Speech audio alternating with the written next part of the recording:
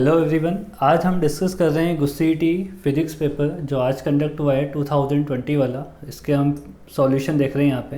तो question number 1 है हमारे पास, which is not the unit of inductance. तो यहाँ पे अगर हम देखें तो फाई इक्वल टू फॉर्मूला होता है एल आई। यहाँ से हम इंडक्टेंस का फॉर्मूला एल इक्वल टू बना लेंगे फाई अपॉन आई। फाई की जो यूनिट होती है वो होती है वेबर और करंट की जो यूनिट होती है वो होती है एम्पेयर। तो इसका जो यूनिट बनना चाहिए वो वेबर इंटू एम्पेयर इन्वर्स बनना चाहिए। तो यहाँ पे देखो ऑप्शन ए यहाँ पे करेक्ट है, बट ऑप्शन डी में आपको दे रखा है weber into second ampere inverse. तो ये आंसर हमारा गलत हो जाएगा। डी आंसर इसका गलत यानी रॉन्ग आंसर हो जाएगा। ओके, क्वेश्चन नंबर 2 दिया हुआ है, अ bulb of the 100 what rating is connected with the 220 volt supply, the resistance of the bulb. आपको यहाँ पे पावर दी हुई है, वोल्टेज दिया हुआ है। तो हमें पता है कि P इक्वल टू होता है V square divided by R। Okay, so यहाँ से हमें रेजिस्टेंस की वैल्यू कैलकुलेट करनी है, वो हो जाएगा V square divided by R। V की वैल्यू दे रखी है 220, तो हो जाएगा 220 इंटू 220 डिवाइडेड बाई 100। तो यहाँ से जब इसको सॉल्व करेंगे तो ये हो जाएगा 484 ओम। तो करेक्ट आंसर हो जाएगा हमारे पास ए। क्वेश्चन नंबर 3 में दिया हुआ है, a sine voltage having the maximum value of the 283 volt and the frequency of the 50 hertz is applied to the LCR series combination where R, L और C आपको दिए हुए हैं। The impedance is at the resonance condition. देखो resonance condition पे जो impedance होता है वो हमारे पास मिनिमम वैल्यू होती है, और मिनिमम वैल्यू किसके बराबर होती है? रेजिस्टेंस के बराबर। यहाँ पे रेजिस्टेंस दिया हुआ है 3 ओम, तो डायरेक्टली हमारा आंसर हो जाएगा second answer B. Question number 4 में दिया हुआ है कि what is the correct for the real transformer. Real transformer के लिए जो होता है वो इनपुट और आउटपुट पावर में डिफरेंस होता है। इनपुट पावर ज़्यादा होती है कंपैरेटिवली आउटपुट पावर से, बट आइडियल ट्रांसफार्मर में दोनों इक्वल होते हैं। तो यहाँ पे रियल के लिए पूछा हुआ है तो इनपुट पावर ज़्यादा होगी आउटपुट पावर के कंपेरिजन में। हमारा आंसर करेक्ट हो जाएगा ए। क्वेश्चन नंबर 5 में बोला हुआ है, the source of the displacement current is. Displacement current का जो फॉर्मूला होता है आई डी इक्वल टू होता है हमारे पास epsilon naught into D phi E. यहाँ पे इलेक्ट्रिक फ्लक्स होता है ये डिवाइडेड बाई डी टी। तो बेसिकली किस पे डिपेंड कर रहा है? ये इलेक्ट्रिक फील्ड पे डिपेंड कर रहा है, और वेरिएबल इलेक्ट्रिक फील्ड होना चाहिए। तो करेक्ट आंसर होगा हमारे पास यहाँ पे सी।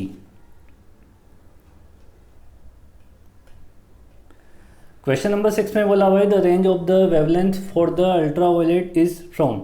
ठीक है, यहाँ पे ये थ्योरेटिकल क्वेश्चन है डेटा वाला जो आपको याद होना चाहिए। तो इसमें करेक्ट आंसर होता है हमारे पास D, 400 nanometre to 1 nanometre.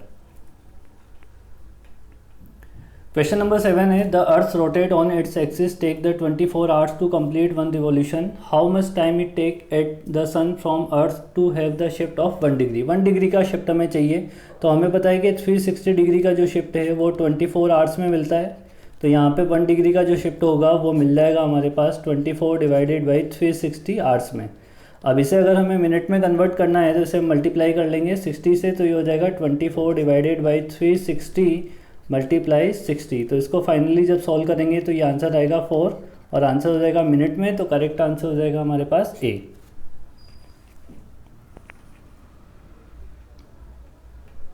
Question number 8 बोला है हमसे कि for the glass lens F equal to plus 50 centimetre then the power of the lens. Power का जो फॉर्मूला होता है वो होता है हमारे पास 1 upon F in metre, but यहाँ पे जो हमें दिया हुआ है वो सेंटीमीटर में दिया हुआ है। तो ऊपर होता है 100 डिवाइडेड बाई एफ की वैल्यू विद साइन पुट करनी है प्लस 50। तो आंसर हो जाएगा यहाँ पे +2 डायफ्टर। तो करेक्ट आंसर हो जाएगा हमारे पास बी। क्वेश्चन नंबर 9 में बोला हुआ है, a lens n equal to 1.5 is place in a liquid to make it disappear, the value of the n of the liquid should be. अगर डिसअपियर करना है तो जो लेंस का रिफ्रैक्टिव इंडेक्स है वही आपका मीडियम का रिफ्रैक्टिव इंडेक्स होना चाहिए, that is n equal to 1.5। B answer correct है इसमें। क्वेश्चन नंबर 10 में बोला हुआ है, what is the type of the nature of the image form for an object place an axis of the concave mirror between pole and the centre. Pole और centre के बीच जब आपका ऑब्जेक्ट रखा होगा तो इमेज आपका वर्चुअल बनता है, इरेक्ट बनता है और मैग्नीफाइड बनता है। तो 10th में आंसर हो जाएगा हमारे पास डी। क्वेश्चन नंबर 11 में बोला हुआ है, the distance between the 2 slit is the 3 mm and the screen is placed at a 2 metre distance. When the blue green light of the wavelength 500 nanometre is used then the distance between the 2 fringes will be. यहाँ पे आपको fringe width beta की वैल्यू पूछी गई है। Beta equal to होता है lambda capital D divided by small D. ठीक है, यहाँ पे हम वैल्यूज़ पुट कर देंगे इसकी, तो वैल्यूज़ पुट करेंगे तो देखो 500 नैनोमीटर 10⁻⁻⁹ होगा, मल्टीप्लाई स्क्रीन की जो सेपरेशन है वो 2 मीटर दिया हुआ है, डिवाइडेड बाय स्मॉल डी की वैल्यू दे रखी है 3 mm 10⁻³ हो जाएगा। इसको जब सॉल्व करेंगे तो सॉल्व करने पे हमारे पास आंसर आएगा 0.33 मिलीमीटर, तो करेक्ट आंसर हो जाएगा हमारे पास ए। क्वेश्चन नंबर 12 है, for what distance is the ray optics a good approximation when the aperture is the 4 mm wide and the wavelength is the 500 nanometre. तो यहाँ पे देखो गुड अप्रॉक्सीमेशन के लिए हमें निकालना होगा अपर्चर का स्क्वायर यानी 4 × 10⁻³ का स्क्वायर डिवाइडेड बाय वेवलेंथ इसकी 500 नैनोमीटर 10⁻⁹, और इसको जब सॉल्व करेंगे हम तो सॉल्व करने पे आ जाएगा हमारे पास 32 मीटर। तो 32 मीटर के लिए हमारे पास जो रे ऑप्टिक्स की जो कॉन्सेप्ट है वो वैलिड है, तो 32 मीटर इसका करेक्ट आंसर हो जाएगा। क्वेश्चन नंबर 13 में बोला हुआ है resolving power of the microscope, resolving power of microscope होता है हमारे पास 2 × μ × sin beta divided by 1.22 lambda. अब यहाँ पे अगर आप ऑप्शन चेक करोगे तो यहाँ पे कोई से भी आंसर जो है आपका मैच नहीं होता है। बी वाले में यहाँ पे थोड़ा सा करेक्शन होना चाहिए था, बट इसमें से एक भी आंसर मैच नहीं है, तो 13 वाला जो क्वेश्चन है वो ग्रेस होना चाहिए यहाँ पे।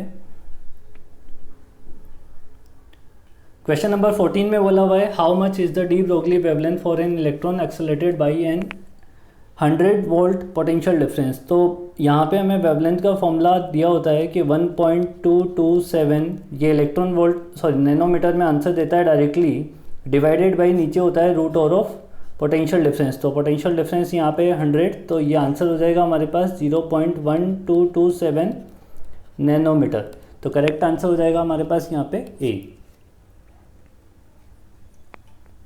क्वेश्चन नंबर 15 में बोला हुआ है the threshold frequency of the caesium is the 5.16 × 10⁻14 hertz then its work function is in electron volt.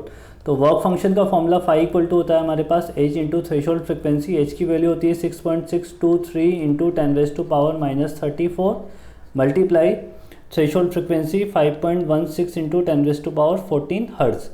ठीक है, तो देखो यहाँ पे ये जो आंसर होगा वर्क फंक्शन वो हमारे पास जूल में आंसर होगा, बट इसे हमें किस में कैलकुलेट करना है, इलेक्ट्रॉन वोल्ट में। तो इसमें हम डिवाइड कर देंगे किसका 6.623 × 10⁻34 इंटू 5.16 × 10⁻14 डिवाइडेड बाई, इसमें डिवाइड करना है हमें 1.6 × 10⁻19 का। फाइनली जब इसे हम सॉल्व करेंगे तो सॉल्व करने पे आंसर आएगा हमारे पास 2.14 इलेक्ट्रॉन वोल्ट, तो करेक्ट आंसर हो जाएगा हमारे पास यहाँ पे सी। क्वेश्चन नंबर 16 में बोला हुआ है the nucleus of the gold is about times heavier than an alpha particle. तो गोल्ड का जो एटॉमिक मास नंबर होगा फॉर गोल्ड, अगर हम गोल्ड के लिए देखें तो गोल्ड के लिए जो एटॉमिक मास नंबर होगा वो हो जाएगा हमारे पास 196 अप्रॉक्सीमेटली मान लेते हैं, और फॉर अल्फ़ा पार्टिकल के लिए जो मास होगा एटॉमिक मास नंबर वो हो जाएगा 4। ये AMU में होंगे दोनों, हमने AMU में कंसिडर किए हैं।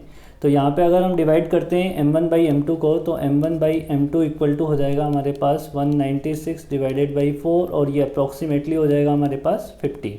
तो करेक्ट आंसर हो जाएगा हमारे पास यहाँ पे C 50। क्वेश्चन नंबर 17 में बोला हुआ है the ground state energy of A hydrogen atom is the -13.6 electron volt, what is the kinetic energy of the electron in this state. ठीक है, तो अगर हमें पता हो तो टोटल एनर्जी जो होती है, टोटल एनर्जी का जो मैग्नीट्यूड होता है वही हमारी काइनेटिक एनर्जी होती है। तो टोटल एनर्जी का जो मैग्नीट्यूड होगा वही हमारी काइनेटिक एनर्जी हो जाएगी, तो इसका मैग्नीट्यूड हो जाएगा पॉजिटिव में, तो आंसर करेक्ट हो जाएगा हमारे पास ए। क्वेश्चन नंबर 18 में बोला हुआ है the minimum wavelength of the burner series is. Burner series के लिए अगर हम देखें तो n1 की वैल्यू जो होती है वो फिक्स होती है 2 पे होना चाहिए, और n2 जो होना चाहिए, देखो यहाँ पे आपसे मिनिमम पूछा है मतलब एनर्जी डिफरेंस मैक्सिमम होना चाहिए, और मैक्सिमम एनर्जी डिफरेंस के लिए n2 की वैल्यू होनी चाहिए हमारे पास यहाँ पे इन्फाइनाइट। अब फॉर्मूला लगा देंगे 1/λ equal to r into 1/n1 square, that is ये हो जाएगा हमारे पास 4 माइनस 1/इन्फाइनाइट स्क्वायर, तो ये हो जाएगा इन्फाइनाइट। इसको जब सॉल्व करेंगे अपन तो लैम्डा यहाँ पे मिनिमम आपको मिल जाएगा कितना 4 डिवाइडेड बाई r, तो करेक्ट आंसर हो जाएगा हमारे पास यहाँ पे ए।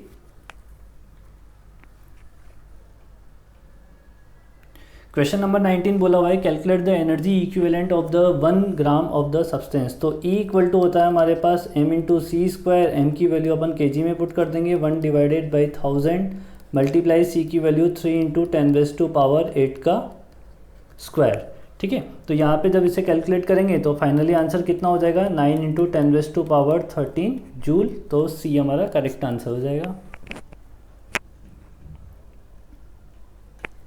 क्वेश्चन नंबर 20 में बोला हुआ है in which process the neutron is converted into the proton. Neutron convert हो रहा है प्रोटॉन में। जब न्यूट्रॉन आपका प्रोटॉन में कन्वर्ट होता है तो Z की वैल्यू +1 से इंक्रीज होती है, और इन सब में एक ही इक्वेशन ऐसा है बीटा माइनस डिके, जिसमें क्या होता है हमारे पास Z की वैल्यू +1 इंक्रीज होती है। तो करेक्ट आंसर हो जाएगा हमारे पास बी।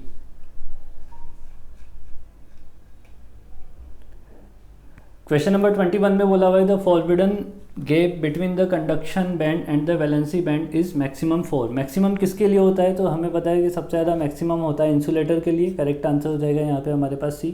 थ्योरेटिकल क्वेश्चन था। क्वेश्चन नंबर 22 बोला हुआ है जो ट्रुथ टेबल आपको दे रखी है वो कौन से गेट से मैच होती है। तो यहाँ पे अगर हम देखें वाई जो मिल रहा है हमें, वो जब दो सिमिलर हैं 1 1 तब आपको 0 मिल रहा है, बाकी सभी जगह पे क्या मिल रहा है आपको 1 मिल रहा है। ठीक है, तो यहाँ पे जो गेट लगेगा वो बेसिकली इस टेबल को देख के हम देख सकते हैं कि ये नैंड गेट होगा, और नैंड गेट के लिए जो आउटपुट होता है वो A इंटू बी का बार होता है। ठीक है, ये आपका आउटपुट हो जाएगा। अब इस टेबल को क्रॉस चेक कर लेंगे तो ये फिर यहाँ से करेक्ट मैच हो जाएगा। तो करेक्ट आंसर हो जाएगा हमारे पास NAND gate D option. Question number 23 में बोला हुआ है a pure SI crystal has 5 into 10⁻28 atoms per meter cube. It is doped by the 1 ppm concentration of the pentavalent arsenic. Pentavalent दिया हुआ है, इसका मतलब ये आपके पास क्या हो जाएगा नेगेटिव चार्ज क्रिएट करेगा, है ना। नंबर जो होगा आपके पास इलेक्ट्रॉन जो होंगे वो ज़्यादा होंगे। Calculate the number of electron and the holes given आपको दे रखा है, Ni की वैल्यू दे रखी है। तो पहले हम नंबर ऑफ इलेक्ट्रॉन्स पता कर लेते हैं। नंबर ऑफ इलेक्ट्रॉन्स हो जाएंगे यहाँ पे हमारे पास total atoms 5 into 10⁻28 divided by 1 ppm यानी 10⁻6। तो ये आंसर हो जाएगा 5 इंटू 10⁻22 पर मीटर क्यूब। ठीक है, फिर हमें दिया हुआ है Ni, तो Ni स्क्वायर इक्वल टू होता है हमारे पास Ne इंटू NH। यहाँ से हमारे पास NH की वैल्यू फाइंड आउट करनी है, तो NH हो जाएगा Ni स्क्वायर। Ni कितना दे रखा है 1.5 इंटू 10⁻16 का whole square divided by NE हमने फाइंड आउट कर लिया है 5 इंटू 10⁻22। इसको जब हम सॉल्व करेंगे तो सॉल्व करने पे आंसर आ जाएगा हमारे पास 4.5 इंटू 10⁻9 पर मीटर क्यूब में। अब यहाँ पे पूछा हुआ तो ये था कि इलेक्ट्रॉन और होल्स कितने हैं, बट आंसर आपको एक ही का दे रखा है होल का। तो करेक्ट आंसर हो जाएगा हमारे पास ए। क्वेश्चन नंबर 24 में बोला हुआ है in the diode increasing the forward voltage the thickness of the depletion layer. जब फॉरवर्ड वोल्टेज को आप इंक्रीज करते हो तो आपका जो डिप्लीशन लेयर होगा वो आपका क्या होता है डिक्रीज होता है। करेक्ट आंसर हो जाएगा यहाँ पे बी। क्वेश्चन नंबर 25 में बोला हुआ है if the charge Q is placed at on one of the vertex of the cube then the flux passing through any one surface of the cube is. देखो यहाँ पे जो क्यूब बनेगा उसके वर्टेक्स पे आपने चार्ज पार्टिकल को रखा हुआ है। ठीक है, तो जब चार्ज पार्टिकल को आप वर्टेक्स पे रखोगे तो उसका 1/8 पार्ट जो है वो उस क्यूब के अंदर कंसिडर होगा। इसका मतलब उस क्यूब से जो फ्लक्स लिंक हो रहा होगा वो टोटल फ्लक्स का 1/8 पार्ट कंसिडर हो रहा होगा। ठीक है ना, 1/8 पार्ट लिंक हो रहा होगा इस क्यूब से। तो हमें क्या करना था, इस क्यूब से सरफेस से आपको फ्लक्स कैलकुलेट करना था। तो टोटल फ्लक्स कितना है पहले ये देख लेते हैं। चार्ज पार्टिकल का टोटल फ्लक्स हो जाएगा Q/ε0। अब इस क्यूब से कितना लिंक होगा, तो इस क्यूब के लिए लिंक हो जाएगा फ्लक्स हमारे पास डेट इज़ Q/ε0 इंटू 1/8। फिर इसने पूछा है कि किसी एक सरफेस से आपको फ्लक्स की वैल्यू कैलकुलेट करनी है। यहाँ पे 3 सरफेस से तो 0 होगा, ये वाला सरफेस, ऊपर वाला ये वाला सरफेस और पीछे बैक वाला सरफेस जो होगा उनसे तो 0 होगा। बाकी 3 सरफेस से मिलेगा तो ये 3 इक्वल पार्ट्स में डिवाइड हो जाएगा। तो फ्लक्स हो जाएगा यहाँ पे हमारे फ्लक्स इक्वल टू हो जाएगा हमारे पास Q/8ε0 multiply 1/3 that is equal to हो जाएगा Q/24ε0। तो यहाँ पे करेक्ट आंसर हो जाएगा हमारे पास सी। क्वेश्चन नंबर 26 में बोला हुआ है 2 point electric charges plus 10 raised to power minus 8 coulomb and minus 10 raised to power minus 8 coulomb are placed 0.1 meter apart. Find the magnitude of the total electric field at the center of the line joining of the two charges. हम मान लेते हैं कि ये दो charge particle हैं जो 0.1 metre पे सेपरेटेड किए हुए हैं, ठीक है। यहाँ पे हो जाएगा हमारे पास plus 10 raise to power minus 8 coulomb और यहाँ पे हो जाएगा minus 10 raise to power minus 8 coulomb. हमें मिड पॉइंट पे इलेक्ट्रिक फील्ड की वैल्यू कैलकुलेट करनी है, तो प्लस की वजह से हो जाएगा अवे, ये बोल देते हैं हम E1, और माइनस की वजह से हो जाएगा टूवर्ड्स, तो ये हो जाएगा E2। तो नेट इलेक्ट्रिक फील्ड कितना हो जाएगा, यहाँ पे दोनों का सम हो जाएगा, तो ये हो जाएगा E1 प्लस E2, ठीक है। E1 E2 दोनों की वैल्यू सेम ही आने वाली है, तो ये 2 टाइम्स हो जाएगा KQ बाई आर स्क्वायर। अब वैल्यू पुट कर देते हैं यहाँ पे, 2 इंटू के की value 9 into 10 raise to power 9 multiply Q की वैल्यू है 10 की power minus 8 divided by R जो हो जाएगा वो हाफ हो जाएगा, तो 0.1 का हाफ हो जाएगा हमारे पास यहाँ पे 0.1 डिवाइडेड बाई 2 का होल स्क्वायर, ठीक है। तो ये कम्प्लीटली अगर इसे सॉल्व करते हैं अपन, तो सॉल्व करने पे आंसर आ जाएगा हमारे पास 7.2 into 10 raise to power 4 newton by coulomb. तो करेक्ट आंसर हो जाएगा हमारे पास ए।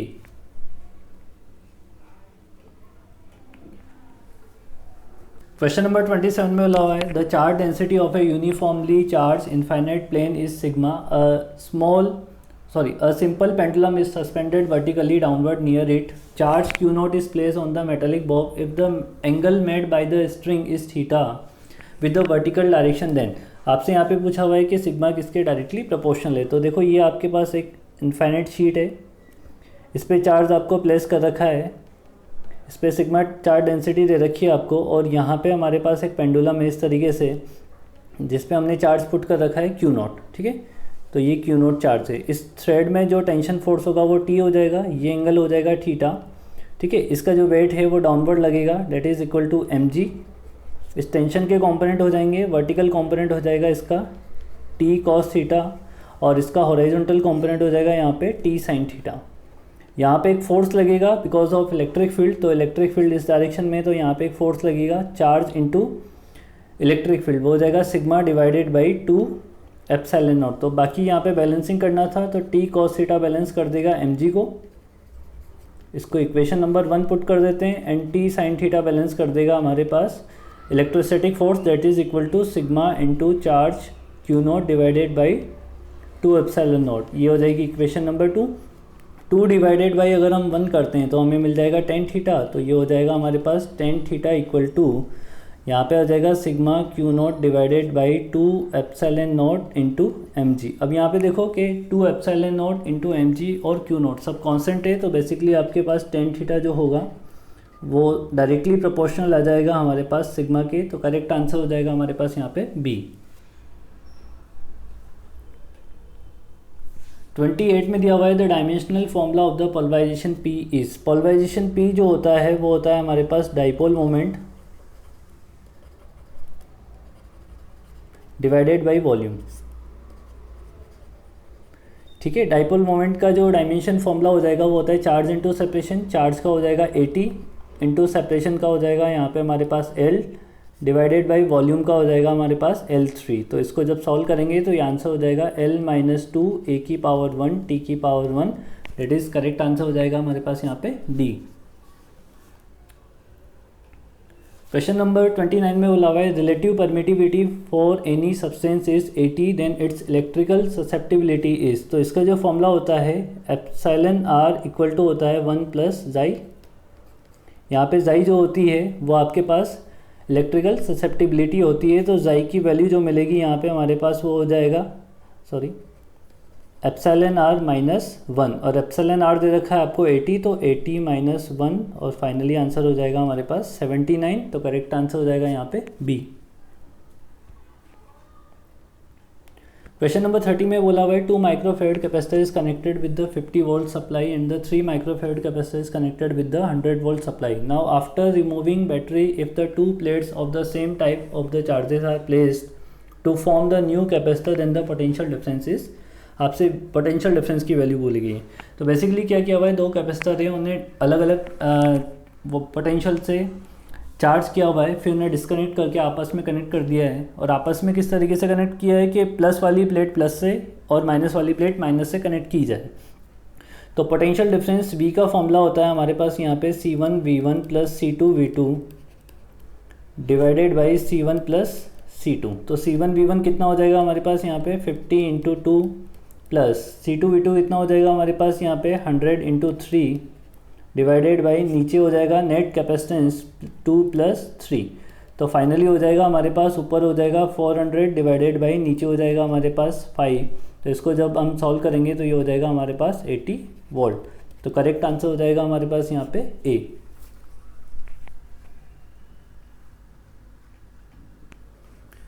क्वेश्चन नंबर 31 में बोला हुआ है the EMF of a car battery is the 12 volt of the internal resistance of the battery is 0.4 ohm, then the maximum power drawn from the battery is.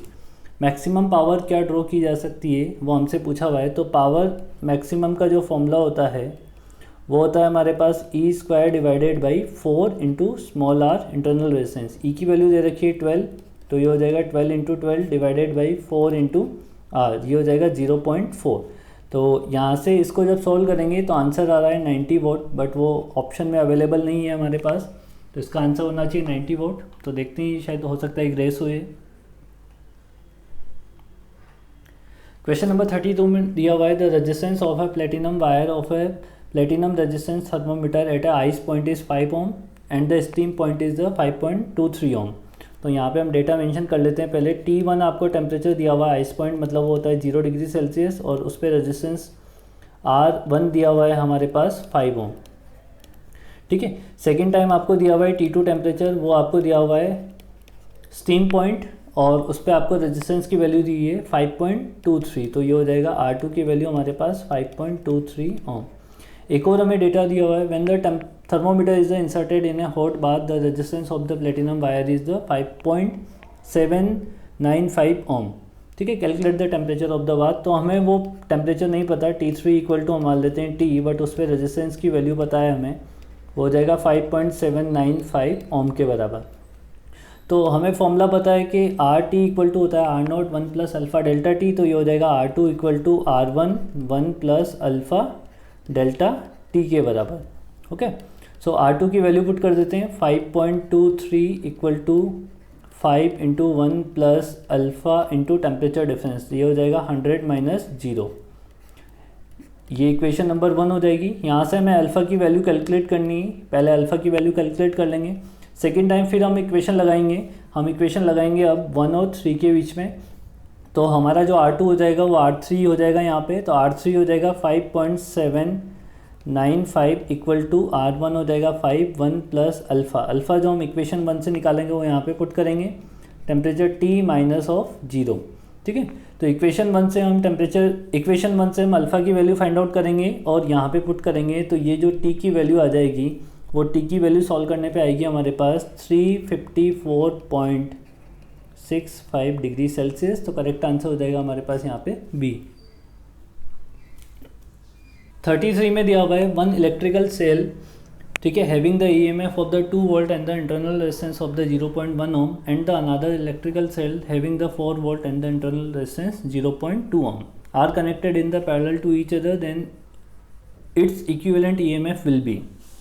Equivalent EMF का formula होता है हमारे पास E equivalent equal to होता है, दो cell के लिए हम लिख सकते हैं E1 divided by R1 plus E2 divided by R2 upon 1 upon R1 plus 1 upon R2। यहाँ पे वैल्यू पुट कर देते हैं अपन। तो ये हो जाएगा 2 divided by 0.1 plus 4 divided by 0.2 divided by ये हो जाएगा 1 divided by 0.1 plus 1 divided by 0.2। तो ऊपर वाला हो जाएगा हमारे पास 20 प्लस ये भी हो जाएगा 20 डिवाइडेड बाई ये हो जाएगा हमारे पास 10 और ये हो जाएगा हमारे पास 5। तो ये हो जाएगा टोटल 40 डिवाइडेड बाई 15 और 40 डिवाइडेड बाई 15 को सॉल्व करेंगे तो ये हमारे पास आता है 2.67 वोल्ट के बराबर। तो करेक्ट आंसर हो जाएगा यहाँ पे हमारे पास ए।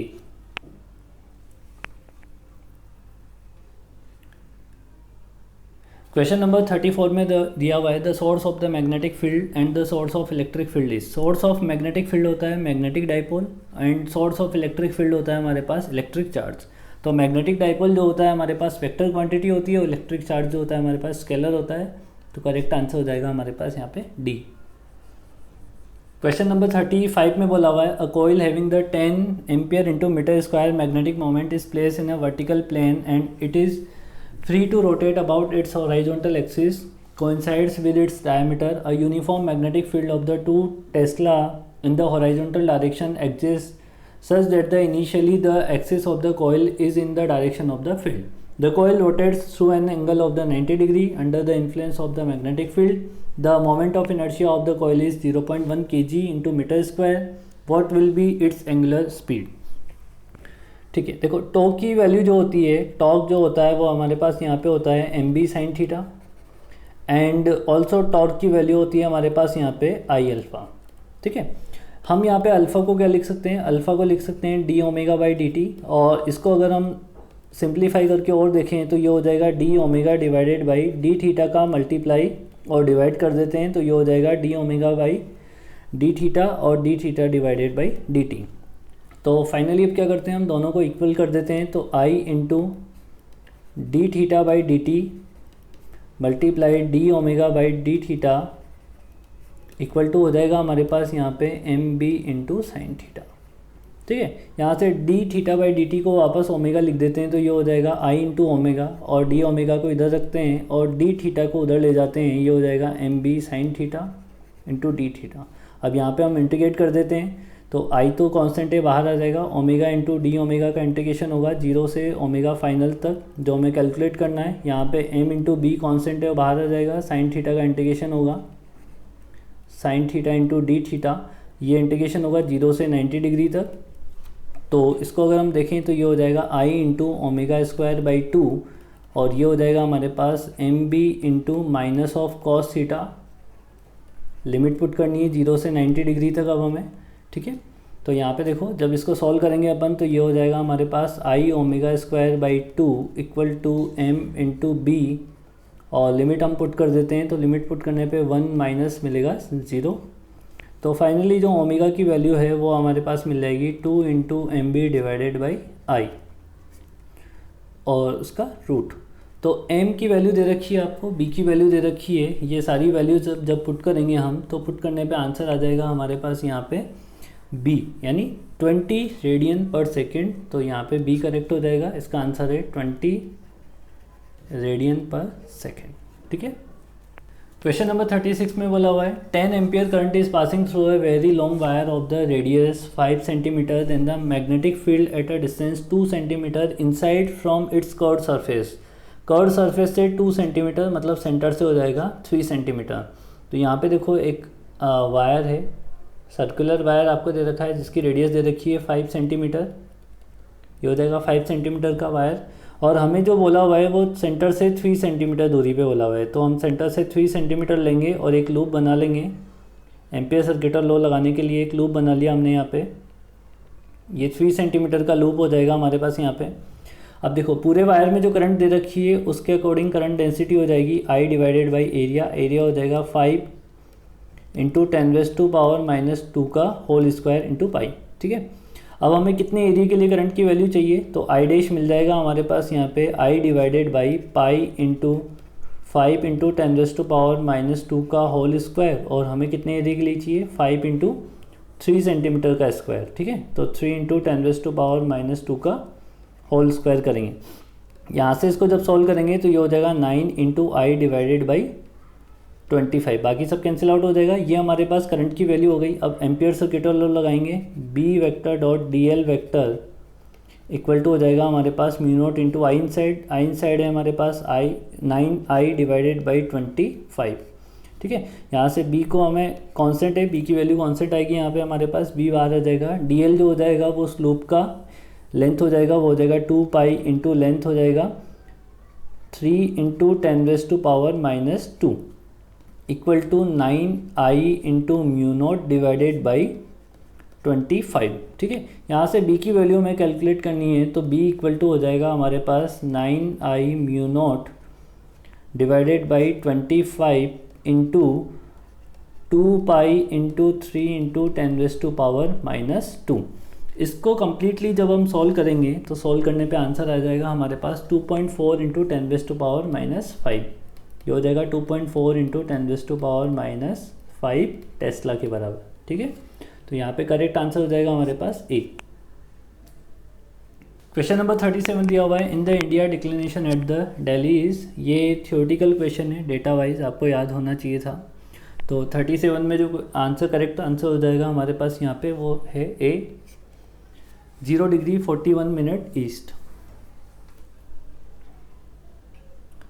क्वेश्चन नंबर 38 में बोला हुआ है the relative permeability in a core of a solenoid is the 400, the winding of a solenoid are the insulated from the core and the carrier current of the 2 ampere if the number of turns is the 1000 per metre, then magnetic intensity inside the core of the solenoid is ampere पर metre. में आपसे magnetic intensity पूछी हुई है। Magnetic intensity का जो formula होता है वो हमारे पास होता है B divided by mu naught. ठीक है, तो B की value B divided by mu naught जो होता है वो NI के बराबर होता है। तो N कितना दे रखा है इसमें हमारे पास 1000 पर मीटर, मल्टीप्लाई करंट कितनी दे रखी है 2, तो ये आंसर हो जाएगा 2 इंटू 10⁻³ के बराबर। तो यहाँ पे C करेक्ट आंसर हो जाएगा। क्वेश्चन नंबर 39 में दिया हुआ है the coil having the 1000 turn and the area of the 0.10 metre square rotates at half a revolution per second and it is place in a uniform magnetic field of the 0.01 tesla perpendicular to the axis of the rotation of the coil. The maximum EMF voltage generated in the coil is. Maximum EMF का formula होता है हमारे पास NBA omega. यहाँ पे अगर हम देखें तो ओमेगा इक्वल टू होता है हमारे पास 2πf और यहाँ पे फ्रिक्वेंसी की वैल्यू दे रखी है half revolution per second, that is equal to हो जाएगा 1/2 हर्ट्ज़ के बराबर।